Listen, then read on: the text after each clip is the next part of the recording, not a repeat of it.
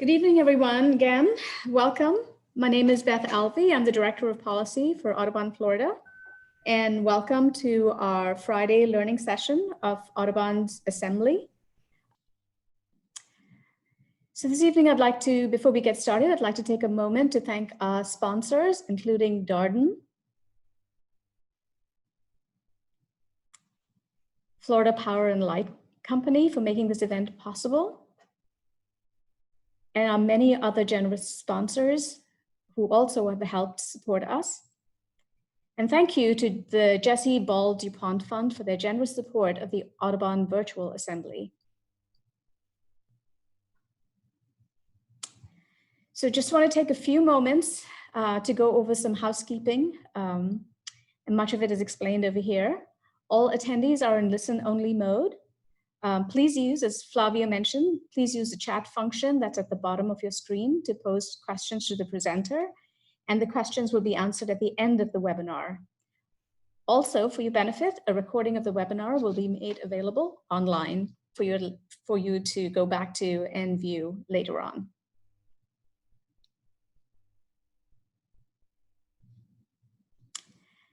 So today, the topic of our discussion is how climate and water affect communities of color and low income.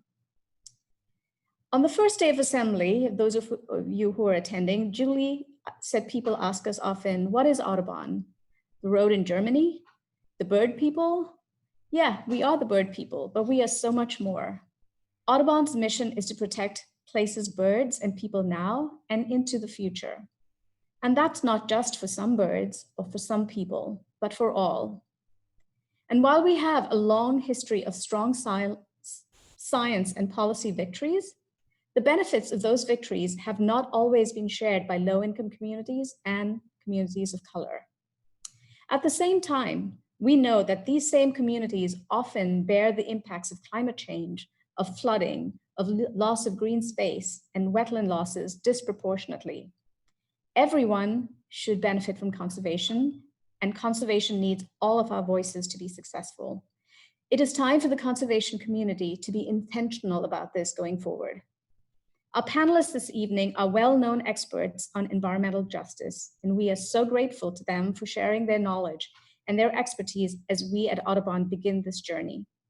Before this, I want to take a moment to introduce Laura Aguirre, who was instrumental in putting this panel together and who will run the question and answer session at the end of the presentation. Laura is our formidable and our energetic state field coordinator who is tackling climate, grassroots, and advocacy, and so much more from her home base in Miami. And now it is my privilege and honor to introduce our panelists. Our first panelist is Salome Garcia, who is the Policy and Campaigns Manager at the Clio Institute, a nonprofit that drives climate action through community education and engagement. Our second panelist is Jeremy Orr, the staff attorney at the Safe Water Initiative at NRDC. Jeremy Orr focuses on drinking water and source water protection issues. And last but not least, we have Alex Harris, who covers climate change from the Miami Herald, including how South Florida communities are adapting to the warming world. She's a graduate of the University of Florida. Each of our panelists will present for 7 minutes about their work and their experience, and we will take questions from all three of them at the end of the session via the chat box at the end of the screen. So with that, Salome, you have the floor. Thank you so much, Beth. Hi and welcome everyone, and thank you so much for giving me the opportunity to join this panel. Today I'm going to be talking a little bit about climate change and environmental justice. You can go ahead to the next slide. So I work for the Clio Institute. We are a nonprofit, nonpartisan education, which works with some of the organizations that I'm sure you're familiar with, like NASA and the CDC and the World Health Organization, to communicate the science, the impacts, and the solutions of the climate crisis. And Jeff just put the link to our website on the chat in case you want to check us out. And go to the next slide. But first, I'm going to tell you all a little bit about me. So I am from Colombia in Bogota, and I came with my family at the age of 6 to Miami, Florida, which is where I grew up. And being an immigrant household in one of the lowest income communities in the country, which is Hialeah, Florida, it was what you can expect. My mom worked 2, sometimes 3 jobs to be able to maintain my sister and I. And I had to get a job at the age of 13 to help my family. So growing up, climate change always seemed like this far away, abstract problem. Like I didn't really have time to think about climate change. Who had time to think about penguins and ice cubes? We cared about putting food on the table. I cared about getting me and my sister to school. And it wasn't until I got into college that it really kind of started making sense to me. So 2 instrumental things happened when I went to college. I went to FIU in Miami. The first thing was I got into an internship, the first paid internship that I could find, and it was with the Climate Reality Project. And at the time, we were trying to get petition signatures to pressure President Obama to sign on to the Paris Climate Accord. But I realized that even though I loved it, all of the material that I wanted to share with my mom and my family was in English. And despite my mom wanting to support me, none of it was in Spanish. So not only my mom couldn't understand what was happening, but all of my neighbors and my family friends couldn't understand what was happening. So I started an organization on campus called the Age of Aquarius that was meant to translate and engage Spanish-speaking communities into the climate movement. A second thing also happened while I was in college. In Big Cypress National Preserve, which I'm sure many people are familiar with, there was an illegal fracking operation happening in Big Cypress. And when it was shut down, the wastewater from that illegal fracking operation was transported miles away to my hometown of Hialeah, Florida.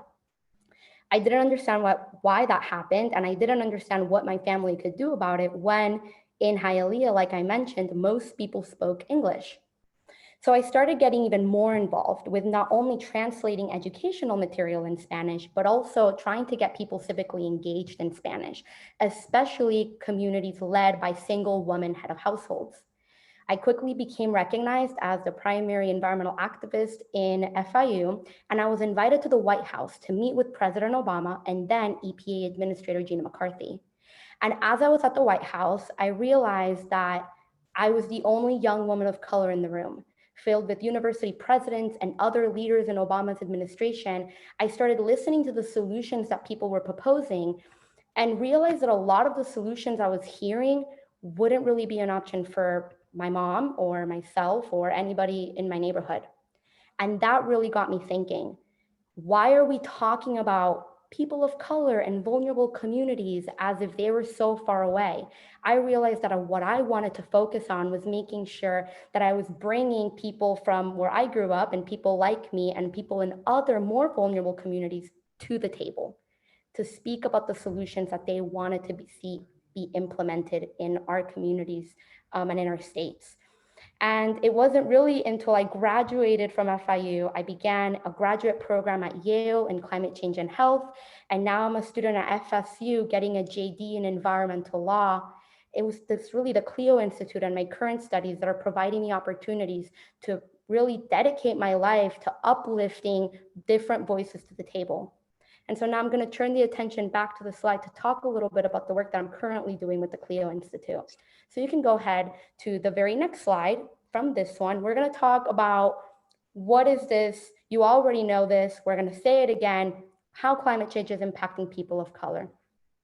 And the very next slide is just a little reminder of what we all learned back when we were in school. The greenhouse gas effect, we get energy coming from the sun, and through the greenhouse gas effect, it creates a warming impact. You can click one more time. We like the greenhouse gas effect. Incoming energy equals outgoing energy. And if you click one more time, that greenhouse gas effect is what makes our Earth warm. The next slide shows what we're experiencing every day here in the state of Florida. The Earth is getting hotter. And that's just a little reminder to all of the impacts that we're facing. You can go to the very next slide. Now we're going to talk a little bit about the impacts. The Earth is getting hotter. That means that the sea level is rising, and that is impacting every aspect of our life. Next slide, please. So what does intersectional environmentalism even mean? Intersectional environmentalism means that we are prioritizing both the people and the planet. And through this focus, we're not only focusing on both the people and the planet, but we're really uplifting the injustices that frontline communities and vulnerable communities are facing every day, and recognizing that there is some social inequality there that is making these impacts be felt in a disproportionate way. Next slide. Social and racial justice go hand in hand. And we like to say there is no climate justice without recognizing the social and racial inequalities that we see not only in Florida, but all over the world. The truth is that frontline communities like Hialeah, Florida, do have more proximity to landfills, to industrial plants, to wastewater, like I talked about, the illegal fracking operation. And oftentimes that also means that we have less access to good food and good health care. Next slide. And so what does this mean really for everyday people? You can go ahead to the next slide. That means that extreme heat is not felt the same way. Next slide. And because of that extreme heat, we see, of course, extreme weather events. This is just one of the images. I live in the Panhandle, so this is an image of here in the Panhandle after Hurricane Michael. Next slide. Because of these extreme weather events and this extreme heat, one of the ways that you see those disproportionate impacts is in mental health. Unfortunately, in places like Puerto Rico, or even in frontline communities across here in the state of Florida, we see that anxiety, depression, PTSD, is extremely high, much higher after extreme weather events. Next slide. And alongside mental health, you have food insecurity. Here in the state of Florida, we have massive food insecurity. And some people ask me what this has to do with climate change. Climate change means a warmer world. The higher our temperatures are, the lower is our agricultural productivity. And the lower our agricultural productivity, the higher our food prices, which means that businesses and restaurants and grocery stores have less economic incentive to go and build and develop in lower income communities, creating hugely high food insecurity rates. And here in Leon County, we're actually ranked the 4th in state for the highest food insecurity rates. Next slide. Which of course cause food deserts. Food deserts mean an area that doesn't really have much access to clean and healthy food. Again, here in Leon County, which is in the Florida Panhandle, 56,000 people are food insecure just in Leon County. Next slide. But no fear, there are a lot of things that we can be doing and that you can be doing from your own home. You can go ahead. The first thing and most important thing is to be an ally. Listen, have an open mind, talk to your friends and your family about the social and the racial inequalities in our country, and that itself is exacerbating the disproportionate impacts that climate change is having on some communities more than others. And we all have a little bit of privilege.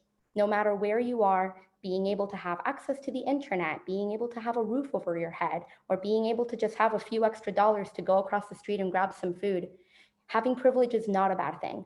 It is a powerful thing, and we can utilize that to bring up our neighbors and our other communities around us. Next slide.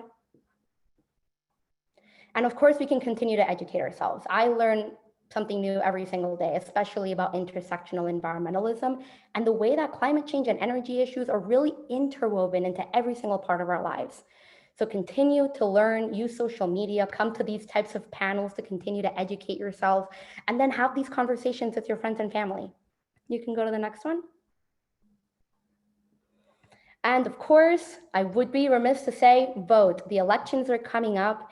And if you show up and you vote with the climate change and environmentalism in mind, then we can continue to progress as a society. Next slide. And get involved. Of course, I'm in Tallahassee, so I focus a lot on the Florida Panhandle, but I bet that somewhere near you is a community garden. Community gardens are amazing ways to try to adapt to that food insecurity and be able to provide jobs, get more green spaces, and meet some friendly people nearby your community. There's also food pantries. Check out the Second Harvest food drives. They're all over Florida and even some all around the country. And check out your local farmers market and support local farmers. Next slide.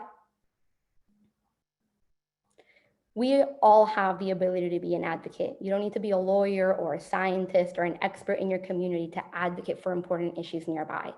So make sure that you not only advocate for yourself and for the beautiful nature around us, but that through that work, we can also advocate for frontline communities and vulnerable people nearby. Also, make sure that you're researching the politicians that you're voting for. You can go online. There's a lot of nonpartisan education out there in order to be able to read up on who you're voting for. And whenever you do vote for someone, or even if you didn't vote for them, call them up and hold them accountable to be advocates for our communities. And one of the ways to do that is follow your friendly nonprofit advocacy group and sign their petitions and support your local nonprofits that are working to advocate for the issues that matter to you. Next slide.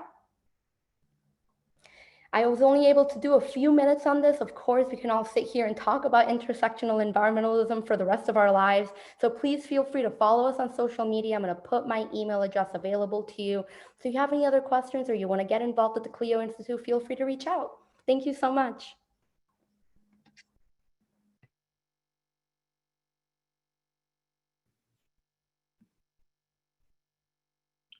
Hi, everyone. Again, my name is Jeremy Orr, and I'm a staff attorney with the Safe Water Initiative at the Natural Resources Defense Council. Slide. At the Safe Water Initiative, our main mission is to establish, the human right to water while ensuring access to safe, efficient, and affordable water for all. And we do that through a number of different ways, whether it's litigation, political advocacy, organizing, and so on. But yet at NRDC, we understand that all of the commonly known issues with access to water are compounded by the climate crisis, which is directly tied to water because the broad implications of climate change further perpetuate a scarcity in clean and safe and affordable water. So I just want to talk a bit today about some of the main barriers that we face in access to clean, safe, affordable water, especially those faced by the most overburdened communities who really struggle with inequitable access to water. Slide. So first and foremost, water should be clean and safe for all, right? But it's not. And at some of the most problematic contaminants that you'll see listed below that I'll walk through, they're experienced and digested and congested by some of our most overburdened communities. With the first being lead, right? Lead is a dangerous neurotoxin that does irreversible harm to the nervous system and impacts just the normal development of human beings in the human body, especially in infants and children. And that's an area I work a lot on really closely, whether it's the Flint water crisis in Chicago and Detroit or elsewhere where we see big urban areas with many service lines in the ground. And that's the way essentially that lead gets into our water, right? The main source of ingesting lead in water is through outdated lead service lines, in the ground that transport the water from our water systems to our homes. One of the other major contaminants that's been growing more and more on the horizon over the last few years has been PFAS, which are essentially man-made chemical compounds that are manufactured and used in manufacturing to make things waterproof, flame retardant, non-stick. They use them in producing carpets and rugs and things like that. But because they're so poorly regulated, they get into our groundwater and our drinking water. And currently, it's estimated that nearly every American in the country has been exposed to PFAS at some level and retains PFAS in their blood, which is significant. And one other particular area of pollution within drinking water is nutrient pollution, right? Which is essentially agricultural runoff from animal feces or manure that's used in farming, right? Essentially, what happens is it rains. That pollution on the farm is then carried to a nearby body of water that serves as a drinking water source for our community and contaminates that water, and we drink that water. Right. And, you think about, when we think about climate change and resilience, you think about the increase in the number and severity of storms, in recent years and how something like that can continually drive and perpetuate this form of pollution to our drinking water. And I'll say, along with that, in addition to, these three, just key areas that I mentioned and so many other areas of contamination of water, as you could imagine, these issues are disproportionately experienced by people of color and low-income communities. Safe Drinking Water Act violation shows that Black and Brown communities face more violations than their white counterparts when it comes to drinking water violations. And that data also shows that violations in these areas are less likely to be remedied, right? So if my drinking water rights are violated, there's a less likelihood if I'm in a Black and brown or low income community that my drinking water violation will be fixed in a timely manner. Next slide. Maybe, yeah. So another key area is, essentially, access to water. I think maybe go back one, maybe one more. Up one, sorry about that. And then there should be an access to water slide. There we go. Sorry about that. I think that may have been the first one to begin with. Sorry. So, water should be accessible to all, right? But again, it isn't, right? We experience shut-off issues, reconnection issues, and even, I'll talk a bit about some of the recreational issues. When I think of shutoffs, right? Our country has had a problem with shutoffs for quite some time, and increasingly over the past decade or so, more water systems have used, shutoffs more and more as a tool to collect payment, right? To the point to where the United Nations, I think back in 2014 or 2015, declared it a human rights crisis in parts of America that so many people were getting their water shut off, and these shutoffs are directly tied to the lack of reconnecting people to water in an emergency situation. As we're living through a global pandemic right now, we're being told to stay at home. We're being told that the best way to protect ourselves is wash our hands, right? And yet there are millions of people around the country who don't have access to clean, safe, affordable water in their home and aren't able to take those necessary precautions to protect themselves. And water systems have been slow to reconnect people in their homes, and this is something that we hope continue to push for the government to mandate that water systems will have to reconnect people and stop these shutoffs, because having people stay at home, especially our most overburdened communities, without water seems criminal, to say the least.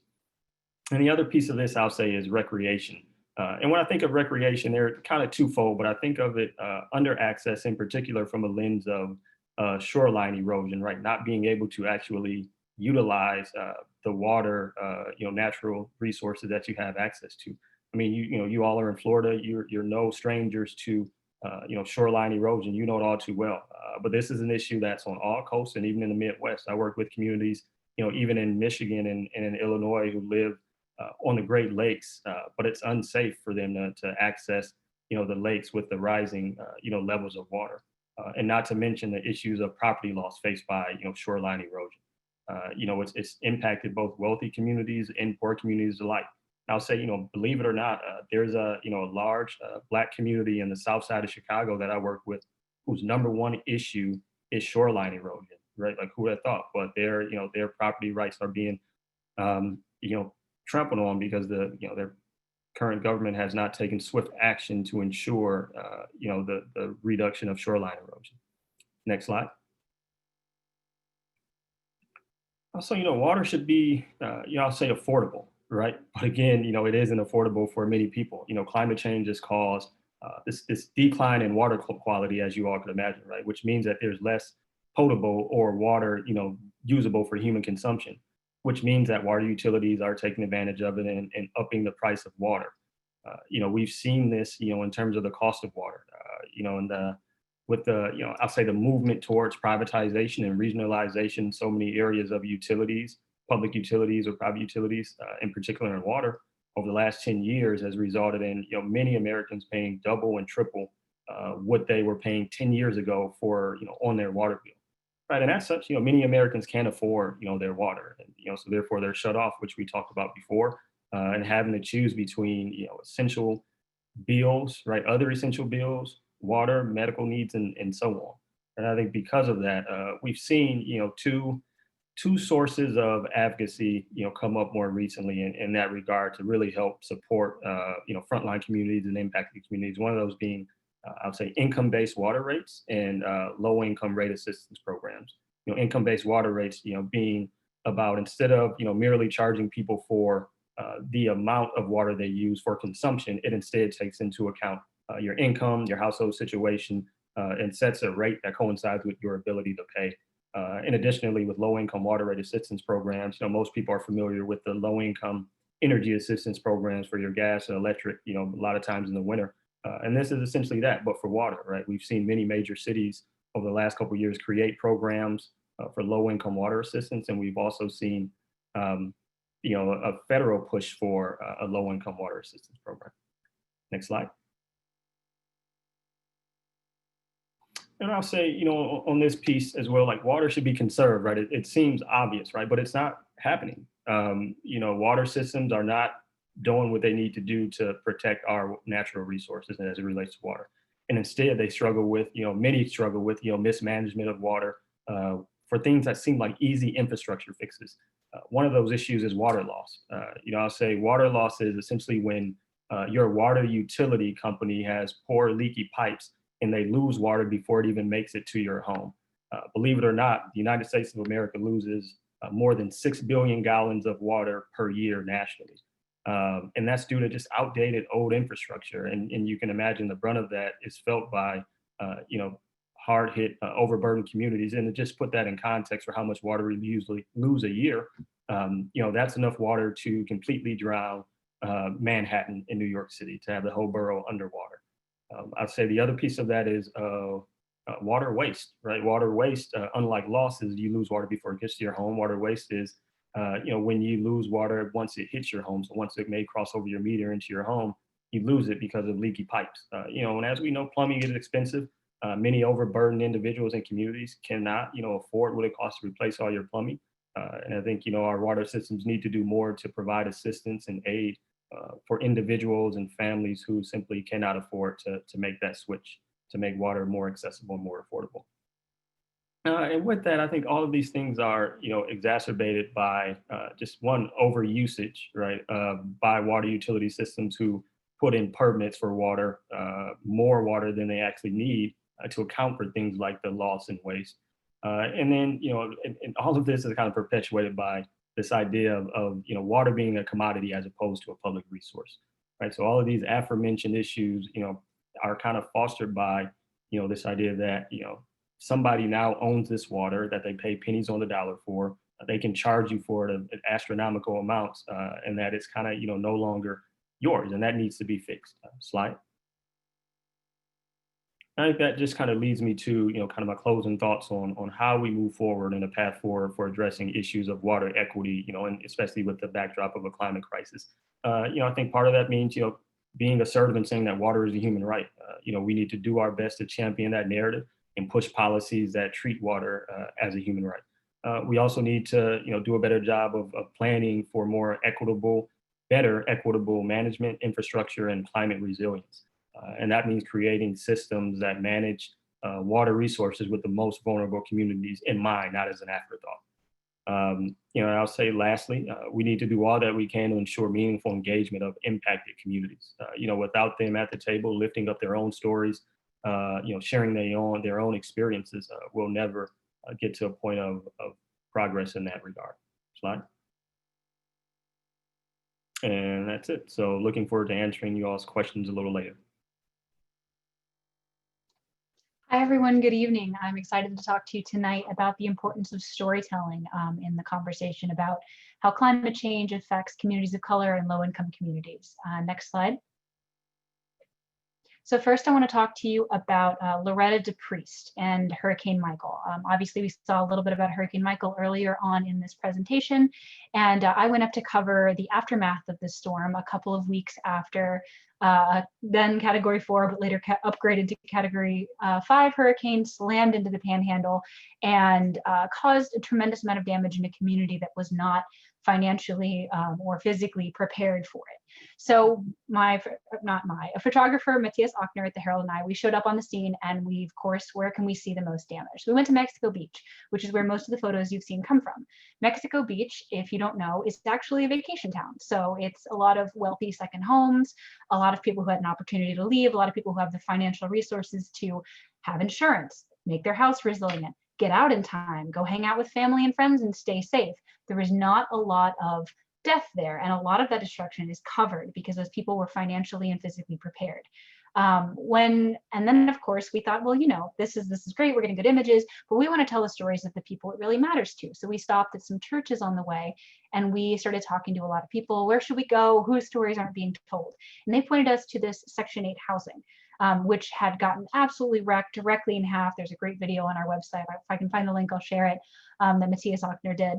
And the people were all still living there. It had been 2 weeks. They were still living, no roof, mold growing everywhere, getting daily visits from the Red Cross, but that was it. There was no food, there was no housing, there was no one coming in to help these people and move them somewhere safe, get them the resources they need. And when we showed up, Loretta walked up and she said, "Are you Red Cross?" I said, "No." She said, "Are you FEMA?" I said, "No." She said, "Are you the county?" I said, "No, I'm with the newspaper." And what she showed me is that the storm had washed away all of her medical supplies. She used a colostomy bag, and it was which collects your waste in a plastic bag that attaches to your side. And the storm, the flooding, had washed away everything. She had no more bags, she had no more disinfectant, she had no more adhesive, she had no more medication. She had saran wrap for the last week and a half duct taped to her side, which you don't have to be a medical professional to know that's not safe, that's not healthy, that's not the condition that someone should be in. And she had been asking for help for officials for weeks and had not gotten it. The day after we wrote a story talking about Loretta, a woman from Georgia read it, drove down 5 hours to go to this community, met Loretta, and gave her colostomy bags, medication, adhesive from her mother who had passed away. And I think about Loretta, who was brave to share her story and was okay with being photographed and was happy to tell us what it was like for her. And I think about the kindness of that woman who spoke up and helped Loretta in a way that no one else could, as a really good metaphor to talk about the way we talk about climate change, the way we talk about disasters. Often we do like to focus on places like Miami Beach or Mexico Beach, which are wealthier communities that have the financial resources and are preparing for these risks. And we don't often talk about how these risks disproportionately affect communities that, as we've earlier discussed in other presentations, have done the least to cause them and are the least prepared for them. So next slide. When it comes to talking about communities of color and low-income communities, it's the same as what Jeremy mentioned earlier. Everybody wants clean water, everyone wants clean air, everyone wants access to nature, everyone deserves that. So it's a similar story. Really, everyone in the world wants and needs and deserves those things. So it's not hard to find common ground. But of course, there are various important ways that these disenfranchised communities aren't getting what they need. This is another photo that we took on that trip. This is a school teacher living in a tent outside her house because there was no government funding 3 weeks later to get her into any housing. And she and her husband didn't have a car. This is the best they could do. Their destroyed trailer. They were living in a tent with their 3 children. So you can go on to the next slide. And some of the important ways that disenfranchised communities are affected most by climate change is some health impacts, which we've already talked about earlier with Salome. The health impacts extreme heat can cause heart and lung impacts. It can cause mental health issues. It can bring mosquito-borne illnesses or other viral pathogens like brain-eating amoeba, like Zika. All these sort of diseases that you may have heard about are becoming more prevalent or reaching new areas of the country and getting more people sick. And often, especially when you think about extreme heat, they are concentrated in some of these disenfranchised communities. In Miami, for example, that's usually like the primarily historically Black and Hispanic communities in the inner city of Miami, which face the urban heat island effect and a lack of tree cover. If you think about it, even just something basic as where trees get planted, often in wealthier neighborhoods, and trees are a tremendous impact when it comes to, obviously as birders, you guys understand why trees are great, but even just from a climate resilient infrastructure perspective. They provide shade, they suck up water when it floods. They are a very critical means of adapting to climate change. In the subject of heat, I've written a story and talked to a fabulous woman in Miami. Her name is Dr. Cheryl Holder, and she tells an anecdote. If you ever hear her speak, she's fabulous, about a patient of hers, an elderly woman who came in and said, "I live in a community that I don't feel safe to open my window at night. But I'm very sick. I have some heart issues and I need it to be cool. I can't afford air conditioning. I can't afford to have my bill go up so high, but I also can't open the window and let the breeze come in at night. So what do? She was here asking Dr. Holder for her to write off something so that the power company would give her a break on her utilities. But Dr. Holder likes to talk about that as this is the intersection of poverty or disenfranchisement and also environmental issues. As it's going to get hotter, there's going to be more and more people in those positions, and the health impacts they have are going to be more widespread and more acute. And that's going to be something we deal with both as community members and taxpayers. Next slide. So in South Florida, you may have heard, this is a very important way that the intersection of race and climate happen. It's called climate gentrification. So the next slide has a pretty telling map. If you recognize what those blobs are, this is one of those racist redlining maps from Miami in the 1940s. This is what mortgage companies used to do to rate desirable and undesirable areas where they would offer mortgages. And surprise, surprise, the undesirable areas were where Black and brown people lived. Unfortunately, Miami still follows a lot of those same racial patterns. But interestingly, if you look at, this is an overlay map with those redlined areas, along with high-risk flood zones. So you'll see that some of the areas that are considered the most desirable along the coast on Miami Beach are now very dangerous flood zones, and some of the highest ground in the county, which is where old-time developers and mortgage companies and banks and white interests would not let didn't want to live, and then where they pushed all the Black and brown populations, are now among the highest ground. It's the safest place you can build, it's the safest place you can be. So that has led to a phenomenon, or the appearance of a phenomenon, that a lot of researchers, including some people at CLIO, have talked about as climate gentrification. So which is the concept that these communities are now the safest place to go. So obviously developers or single family homeowners are going to want to start moving there and living there and developing there. And there's been some initial research, Harvard has come up with some initial stuff showing that there is a suggestion that single family homeowners are starting to select for higher elevation properties, not necessarily in these specific areas, but throughout the county. The higher elevation zones are gaining value at a higher clip than lower elevation zones. And there's some other research that up and down the coast across the country, that properties that are exposed to flooding are losing their property value, which is a pretty integral part in how the economy works, pretty integral part in how local governments gain their money, so they can do things like raise your roads, install your pumps, build a mangrove living shoreline to help you stop wave action in your neighborhood. So climate gentrification is also considered to be a factor that could lead to the displacement of these populations. And you see property values rising dramatically. You see people being displaced. You see people not being able to live, or not looking, their community doesn't look the way that it used to. And that's damaging both to like the fabric of the society and the community, but also just to how are you going to have the employees who work in your company, or work in your city, or work in your community, if there's no place for them to live, if they're shoved to areas that maybe are lower elevation, further away. Now they have a long commute, and they live in an area where they're more exposed to the effects of climate change, and they do not have the financial resources to prepare for it. So next slide. And that plays out even in the way that the governments think about how we're going to protect these areas. So if you are anywhere around South Florida, you've probably heard the Army Corps of Engineers is spending a ton of money on several studies, one in the Keys, one for us, and one for Collier County, about how are we going to stop the higher storm surge driven by hurricanes of the future, superpowered by sea level rise and climate change. So one of the suggestions is a $5 billion plan for Miami-Dade County, involves building flood walls, 13 feet at some points, all along these areas that you see on the map. The red one is actually not included in the current plan anymore, because they thought it would be too much money to buy all of the super tall condos that line the water right there, and it was more effective just to elevate some buildings. But the suggestion that building these walls is the right solution has driven a lot of controversy in the community, because if you look, there are houses on the right side of the wall and the wrong side of the wall. And who wants to be on the wrong side of a wall if there's a Category 3 hurricane with 15 feet of storm surge coming at you? Nobody.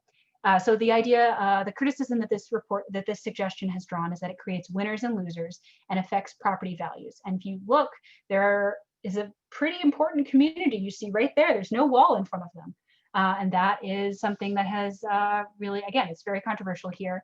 And it also, another aspect of the criticism of this $5 billion federal government plan is that there are inherent flaws in the cost benefit analysis. Inherently, when you go to say, how much is it going to cost to protect these people and what are the benefits, you are talking dollars, you're talking property value. And if you only think in terms of money and property value, you end up protecting fancy rich areas like Brickell or downtown Miami, and you don't protect areas like Little Haiti or the Upper East Side. So there have been some push for the federal government to reconsider. It's a decades old issue with the way the Army Corps thinks about its projects, right? They're not thinking about it in terms of how does the community get saved. They're thinking about it in terms of purely national cost and national benefit in terms of economics.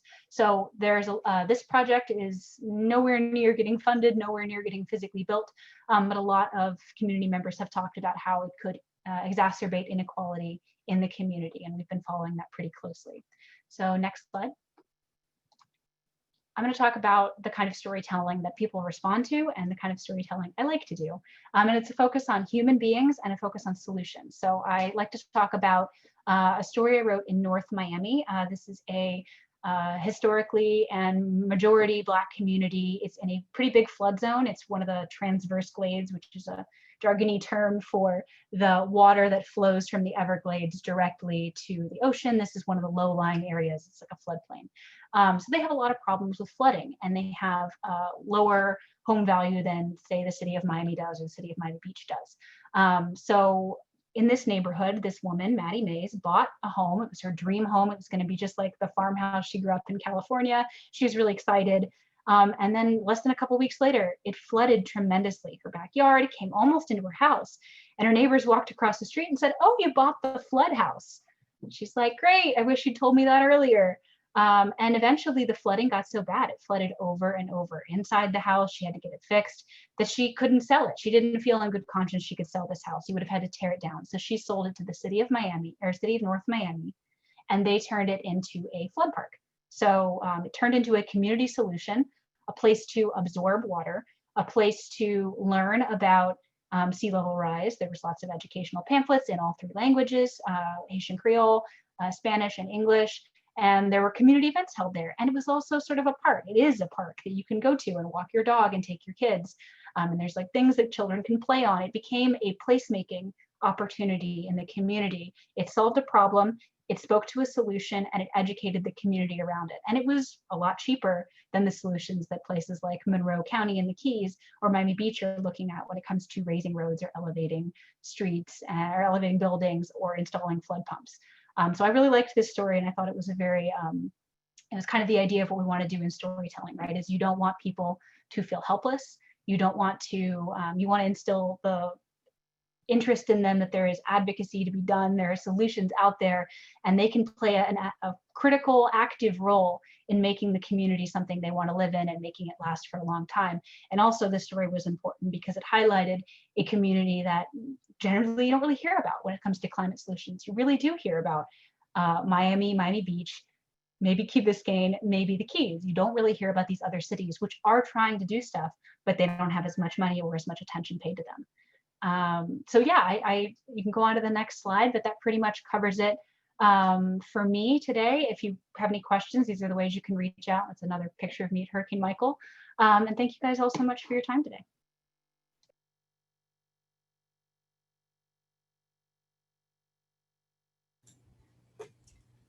Thank you all so much. I just want to remind everyone that if you've still got questions as we're talking through, please just drop them in the chat.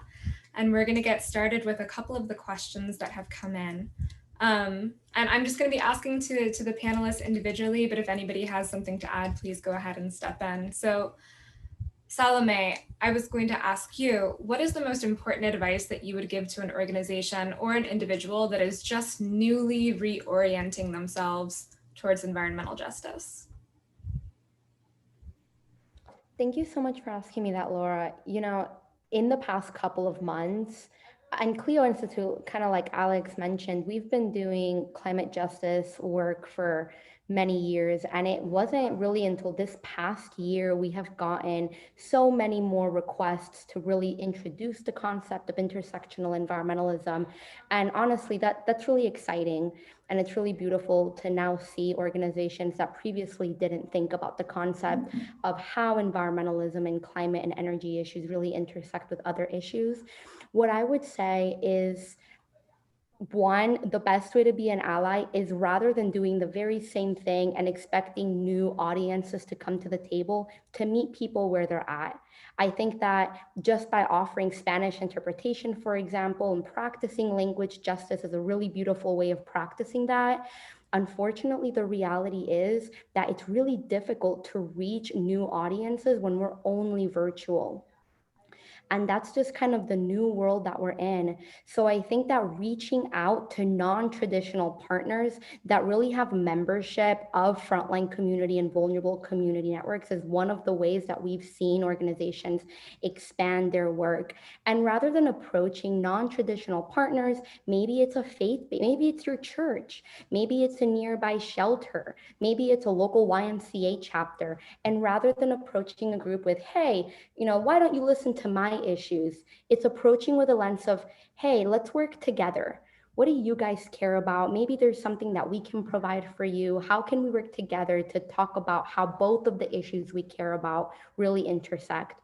So I think it's, one, seeing how you can implement things like language justice into our work, and two, reaching out to our non-traditional partners or people that typically are not engaged in the environmental field, to see how we can work together, are two of the ways that I would, encourage that from happening. And one, once we kind of go back into the regular world of non-coronavirus times, I definitely think that maybe holding meetings in local libraries or in other places that are accessible by public transportation, these are good ways to make sure that we're reaching people where they're at.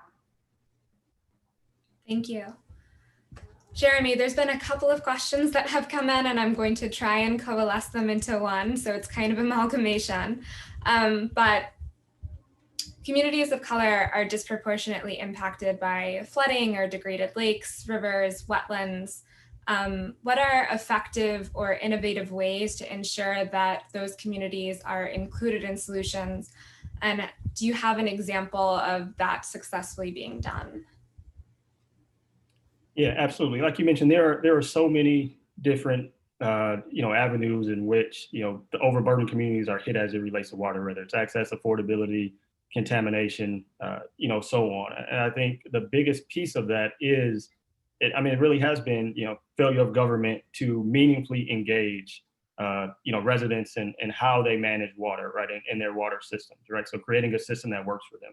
I think one of the biggest failures of that we saw was in the Flint water crisis, right? Like the lack of meaningful engagement of an already overburdened community. And I think that's really woke up a lot of other water systems and communities around the country to figure out, how are we going to, engage residents and impacted communities to create a system that works for them. And I think one actual example that's taking place right now that, I've been able to be a part of, that's figuring out how to figure it out on their own without being forced by a lawsuit or some crisis to get things right, has been right now the city of Chicago, right? The city of Chicago announced back in September, they're about to replace all of their lead service lines, right? They have the most lead service lines in the country, close to 500,000. The state has maybe over 1 million lead service lines. And the way they're doing it is through two programs. One program is an option that gives homeowners a reduced fee to replace their lead service line. And the other is what we call the equity program. The equity program essentially pays for the complete renovation and removal of lead service lines of the most overburdened communities. So those in low-income communities, those in what we would consider environmental justice communities, are going to have the opportunity to have their lead service lines replaced. And the reason a program like this even came about, right, in a city like Chicago, is because residents were at the table. They were pushing the mayor. They were pushing the city council, right? They were showing up at the meetings, right? And I think as a result of that, we've seen the city, in this effort alone on the lead service line replacement, create an advisory committee of stakeholders that will include community groups, NGOs, and frontline impacted residents to help create and guide the implementation of this program next year. And that's just lead service lines, right? But we need to be able to figure out the best way to do that across the board for all issues related to drinking water and stormwater management, especially when we talk about increased storm severity and flooding, right? The same thing needs to happen across the board on infrastructure. Thank you. Alex, you shared so much about the human stories that you cover, and thank you so much for sharing that storytelling with us. You also cover policy though, and so one of the questions is when you're evaluating proposed policies, what are some questions that you begin to ask yourself immediately to think about whether these policies are equitable or not?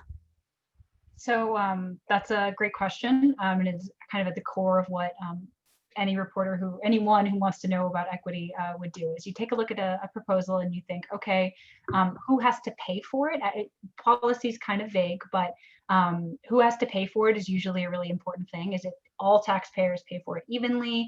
Is it like a water bill? Is it based on consumption? Is it based on income? Is it based on ability to pay? And then who benefits from it? Is this a community center that's, like Salome was just saying, there's no public transportation to? Is this a program that you need to have a steady internet connection to be able to access? Is this a something that you need? Is this a program that wants to hear a policy that you have an input on, but the only times you can give public comment are in person at 2 p.m. on a Wednesday during a public commission meeting, which is just not accessible for almost anybody unless you're paid to be in that room. That's not really doable.